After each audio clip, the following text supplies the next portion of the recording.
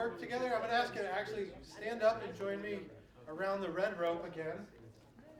I know, don't worry, it's not a traumatic experience, please. But I do want to get you on your feet while you work off lunch, because otherwise I'm going to lose you. So this is purely pragmatic. So come over, if you can see the rope. Now, I don't have as much time to do what we did last year, if you remember.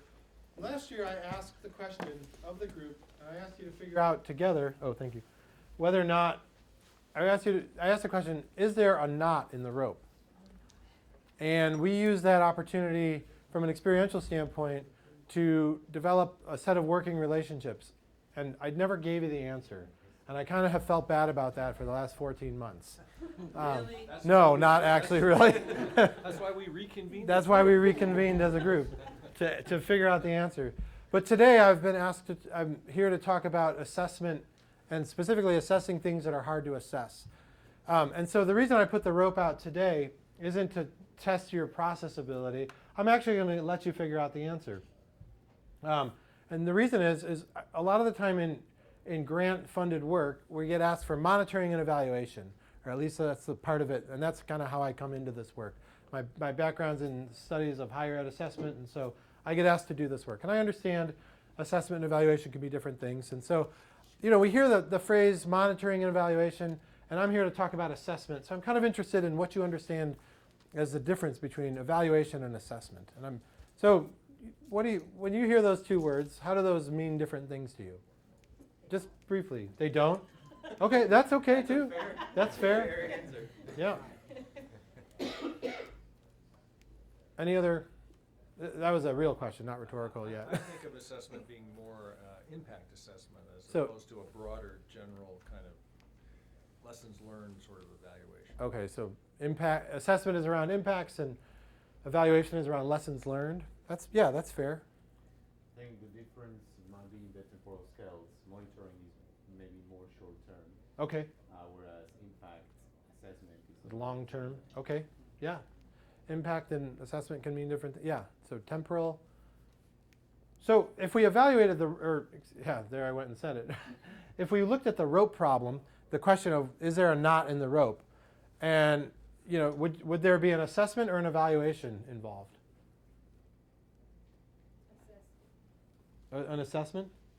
Yeah, to think about if there's a knot. Yeah, to think about if there's a knot. Yeah, it would be an assessment. Okay, and how would you evaluate the question? I mean, top of your head, it's not a trust activity. Don't worry. Seems like evaluation begs a value proposition. A value proposition. Yeah. So a thumbs up or a thumbs down. I would look for a knot in the You would rope. look for a knot in the rope. Okay, and how might you observe a knot in the rope, Kurt? I would go pick it up and look for You would go pick it. So that would be your method. Okay. Was there, just by the way of having different people in the room, are there other methods to observe for a knot in the rope besides picking it up? It's okay if there's not. That's Image analysis. image analysis. Okay. Yeah. So you could do this digitally. What's that? Statistical analysis. Statistical analysis. Crazy model. endless discussions. Okay. What's that? Endless discussions about whether it Yeah, you can have and you can have a philosophical. You could actually have a pretty philosophical discussion about whether or not there's a knot in that rope. Or take So- a poll. Or you could take a poll, right? So there's a bunch of methods we can use to assess and then eventually evaluate these things, and that's kind of key here. So I'd love for this group to simply evaluate the answer to that question. Go for it. This is a little catharsis. Look at the So now's your Pick chance. it up and look for a knot in the rope. Go for it. It's not a test. You're closer over there. Just Is there a pick- knot? pick Give it up. Is there a knot? Yes or no? Yeah, pick it up. A knot would be.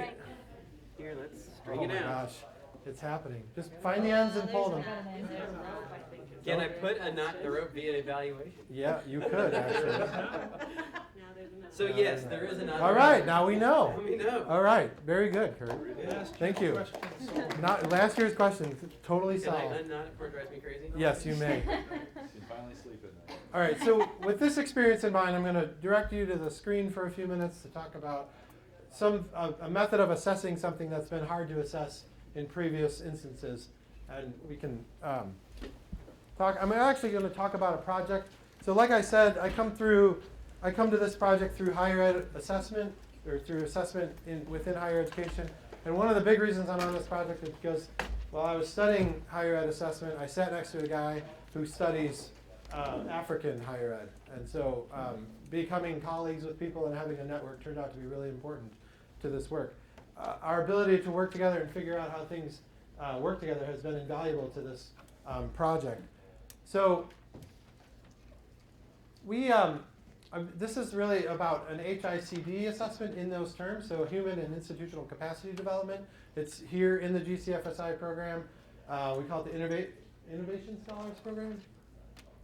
Yeah, Innovation Scholars Program. So we're working with faculty in Malawi, and the goal, one of the assumptions is that, from an assessment standpoint, is that learning is not the result of a discrete experience, which is kind of how monitoring evaluation has thought about learning in the past, about human capacity, but rather a product of many different kinds of experiences in and outside the classroom over an extended period of time. The classroom can be loosely defined here in this case, in the workspace, many experiences across time. So learning happens over time is really what we're saying.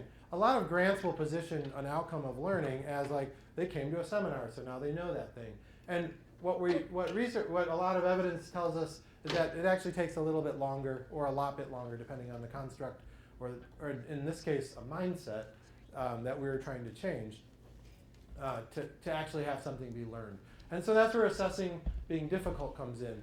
It's actually, it takes time and money and effort to track those things, to stay organized, to stay with a project long enough, to figure out where those interventions happen, how much somebody learned at each turn, if there was a change in an individual's mindset, how we look for evidence of that. So there's a lot of layers to assessing for something that, in terms of a mindset, is kind of hard to assess. Right? It's not a simple task. We can't give the critical thinking assessment test that NSF is funding to know whether or not somebody changed their mind in a given space. We have to be on the ground a little more. So the assumptions about learning make a big difference here. Like I said, this is based in USAID's one of their human and institutional capacity development models. I don't want to beat this to death. I only want to show this as a reference in that there's a cycle here, there's stakeholders, there's mission and goals on the left, there's performance descriptions, there's a gap identification, right? These are all things we do in developing our work. We identify gaps, we figure the root causes out, we find the solutions, we implement the solutions. So this shouldn't be all that novel. What we've done here, though, is we wanted to think about how people learn in the system, not just what they do, but actually how learning occurs in the system. Because the goal of the Innovation Scholars Program, while it is to support faculty research, it's also to figure out how to help a faculty use a mindset to inform their research.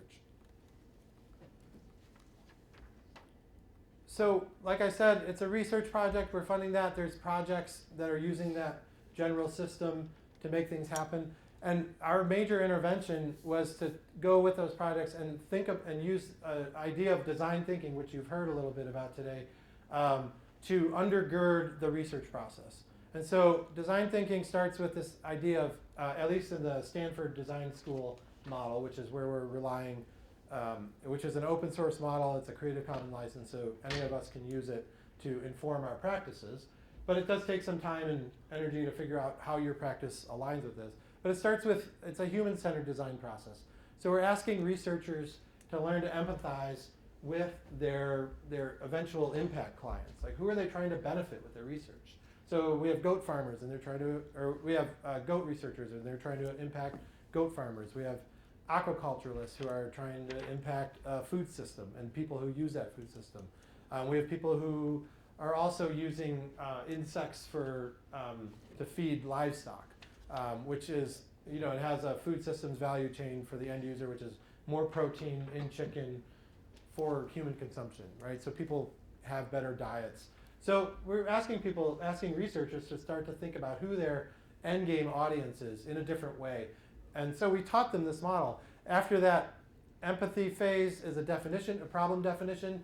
Ideally, you're creating a stakeholder group in the empathy stage, and you're asking them about what the problem definition is. Now, as a trained researcher, you're still figuring out in a scientific way how to address that.